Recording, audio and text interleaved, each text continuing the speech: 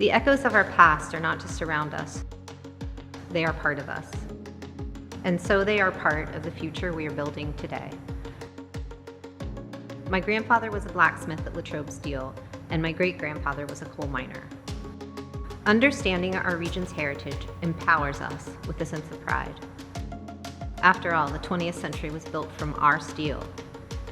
It encourages us to endure tough times with a work ethic instilled by example, and it inspires us to embrace innovative solutions and to find within us creative expressions that produce harmony amidst the toil. Hi, I'm Amy Baldineri, the new Vice President and Chief Operating Officer of Rivers of Steel. When I returned from Rome, Italy earlier this year to accept this position, I said Rivers of Steel was probably the only organization in the region that could bring me back. And it's not just because of my passion for our region's heritage. It's because of the extraordinary way Rivers of Steel fulfills its mission. Like the steelworkers whose torch they carry, the team at Rivers of Steel is undaunted by a challenge. And in a year like 2020, when challenges seemed to be overwhelming, they responded with resiliency. After creating and implementing pandemic safety procedures, Rivers of Steel was among the first cultural organizations in the region to reopen, inviting visitors to safely explore the Carrie blast furnaces via industrial tours. Arts workshops soon followed. Then they took it a step further with the Carrie Carpool Cinema.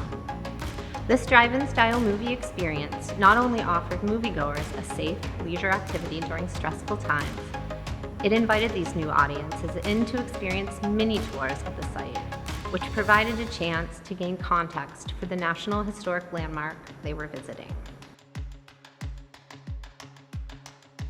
While we were not able to hold the Festival of Combustion, Rivers of Steel's arts programs instead conceived and presented the LightPlay exhibition, a multi-sensory experience that invited audiences to intimately explore the Carrie blast furnaces at night, leading them into locations previously restricted to the public and allowing them to discover light and sound installations created by local artists, works that examine the history, culture, and physical boundaries of the site.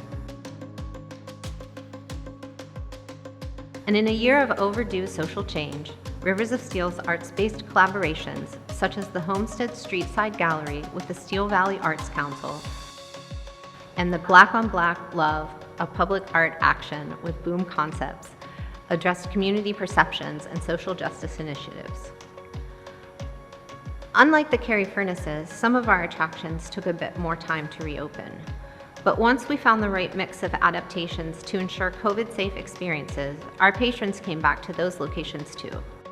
For the first time, Rivers of Steel offered regularly scheduled tours of the W.A. Young & Sons Foundry and Machine Shop, welcoming visitors to step back in time to the early 1900s to discover the artistry of handcrafted manufacturing. Then we piloted a new tour on the Explorer Riverboat, the hardest working river tour, which tells the story of the Monongahela's industrial legacy. This excursion, which also offered fall foliage views, got to the heart of Rivers of Steel's story, and we are happy to share that it will be offered seasonally in the future. One of our programs most hampered by the pandemic has been the STEM education programs on the Explorer Riverboat. The very hands-on nature of this program just doesn't align with best safe practices in a pandemic. However, our diligent educators have reworked many of these in-person experiences for virtual, in-person, and hybrid classrooms. Now students and teachers can visit the new virtual education program section of our website for free resources for in-school and at-home learning. Now our educators can also provide Zoom presentations and classroom visits when appropriate to share the lessons of environmental education, our region's heritage, and the arts to students in southwestern Pennsylvania. It's been a wild first few months on the job, but I'm so proud to be a part of the work we are doing. And we're so glad to have you as part of the team. Thank you, Amy. Amy's right. While 2020 has been challenging, Rivers of Steel has done and continues to do what it does best, rise to a challenge. An innovative approach to programming and problem solving is part of our organization's and the region's DNA. We have always cut a different path and adapted to the changing needs of our communities. I am proud of the programs we developed and shared this year, and I am thankful for the Board of Directors, our community of friends and donors, the public agencies, and the foundations for the support we have received. That support has enabled Rivers of Steel to keep its full staff employed this year and find opportunities for our part-time staff as well. Please join us in supporting the work of Rivers of Steel this season. Your tax-deductible contribution will ensure that 2021 will be a year that Rivers of Steel continues to offer programs and projects for the benefit of Southwestern Pennsylvania and beyond.